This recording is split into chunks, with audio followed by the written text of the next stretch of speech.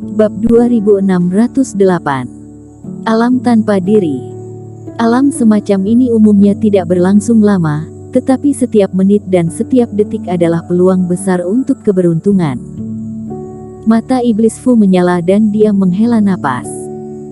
Dalam keadaan ini, kultivator tidak memiliki diri di matanya, dan tidak ada apapun di dunia ini. Hanya obsesi langit dan bumi yang tersisa dalam hati. Murni dan tidak ternoda oleh debu serat, benar-benar melupakan diri sendiri.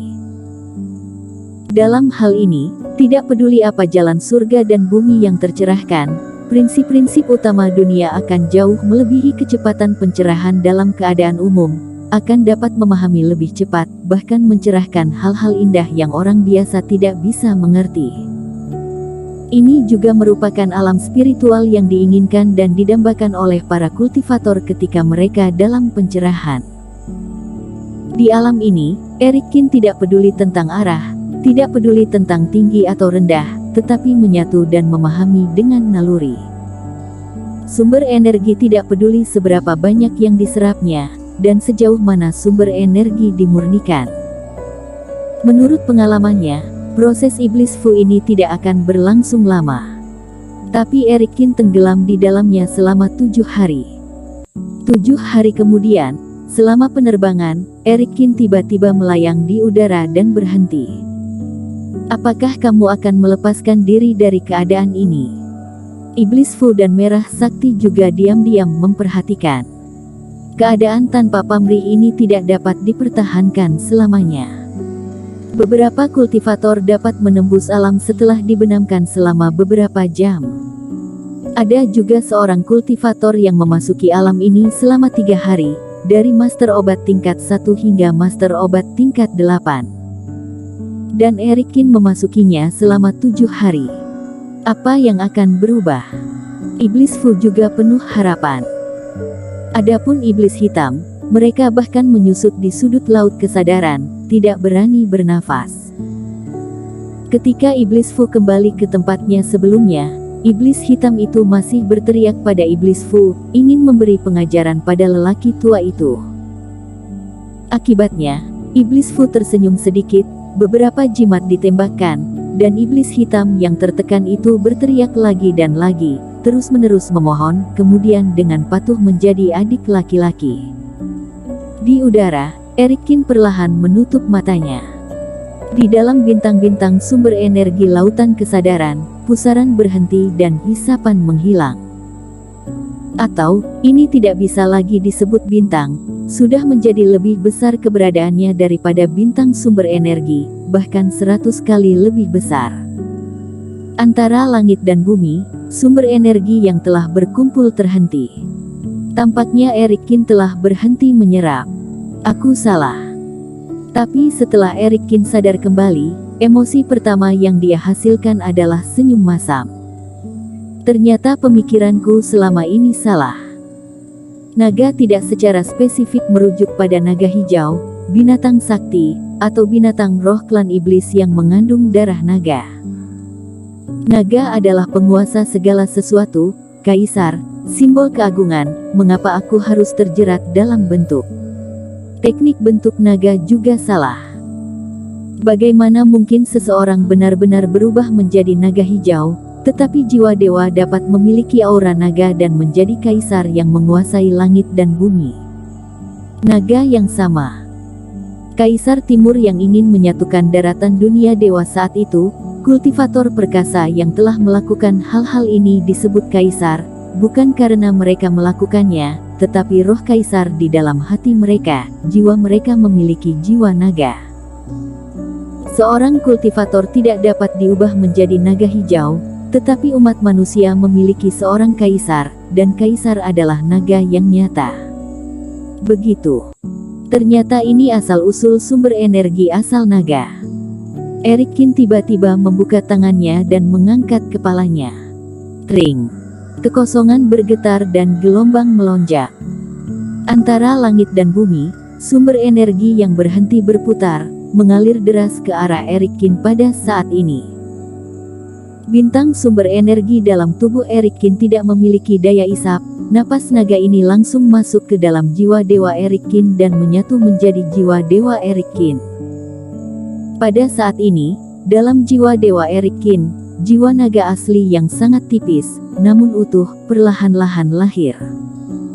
Kerohaniannya juga menjadi lebih kuat dengan cepat karena munculnya bayangan naga. Selain itu, tubuh Raja Kin berada di kepala 18 lubang ilahi, dan lubang ilahi ketiga dengan cepat menyala, bersinar seperti bintang. Bintang besar sumber energi asal naga juga hancur pada saat ini. Dengan kata lain, itu bukan keruntuhan, tetapi nirwana.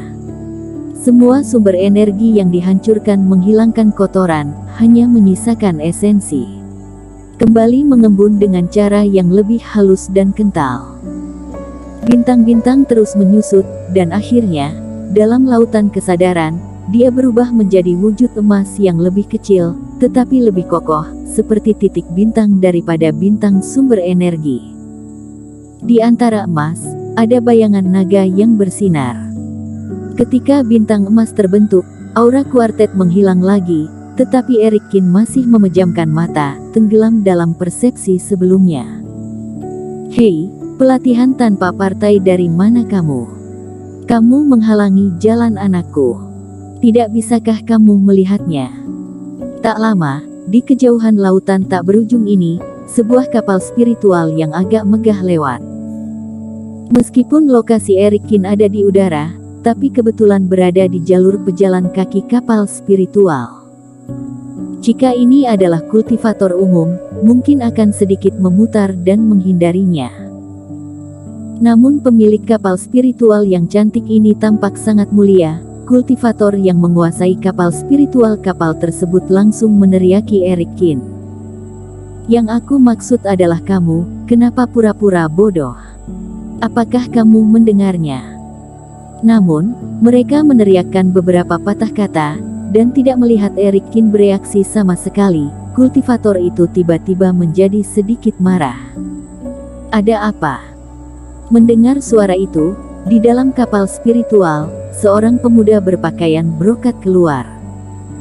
Tuan, pelatihan tanpa partai ini tidak tahu dari mana asalnya. Dia sangat bodoh. Dia benar-benar menghalangi jalan kita. Bagaimana kalau aku pergi dan mengusirnya? Seorang petugas menyanjung. Mengusir. Tuan muda itu mendengus dan menatap Eric Kin yang sedang bermeditasi di udara. Eric Kin selalu berpakaian santai, hanya pakaian biasa, tidak mewah. Apalagi dalam beberapa hari terakhir ini, dia telah memasuki keadaan tanpa diri, tidak hanya rambutnya yang acak-acakan, wajahnya penuh dengan janggut, bahkan pakaiannya juga tidak rapi. Pelatihan tanpa partai, berani menantang tuanku. Tuan muda itu mencibir, tangkap dia untukku, segel dia, dan buang ke dalam air untuk disiksa oleh monster iblis. Kapan dia meminta belas kasihan, maka pertimbangkan untuk melepaskannya. Ya. Beberapa petugas semua tersenyum penuh semangat dan bergegas menuju Eric Kin. Hanya karena Eric Kin tidak memberi jalan, orang-orang ini berencana untuk menangkap orang dan menyiksanya. Mereka tidak merasa bersalah sama sekali. Bajingan-bajingan ini berani sekali mengganggu Eric bermeditasi. Iblis Fu mengutuk diam-diam, Merah Sakti juga tampak marah dan siap beraksi. Mereka tidak mengatakan apa-apa atau melakukannya sebelumnya, karena Eric Kin dalam keadaan meditasi. Mereka takut Eric Kin akan dibangunkan oleh napas yang meledak, tetapi sekarang orang-orang ini akan mengambil tindakan, jadi mereka harus bertindak. Namun, sebelum keduanya keluar dari laut kesadaran, Eric Kin tiba-tiba membuka matanya. Mata seperti listrik, menatap dunia ini. Eric Kin memandangi para pelayan yang datang, lalu melewati mereka, dan melihat pemuda berbaju brokat di atas kapal spiritual kapal. Cahaya keemasan tiba-tiba menyala di mata Eric Kin. Seperti bintang emas, ada naga emas melayang di mata. Dengan ledakan, pada saat yang sama, di kehampaan di belakangnya, roh naga besar yang mengaum muncul di langit. Emas, 5 cakar. Naga Kaisar. Naga emas yang mengaum ini, seperti Eric Kin, menatap semua orang, dan mata naga itu penuh dengan kesombongan dan dominasi. Bersambung.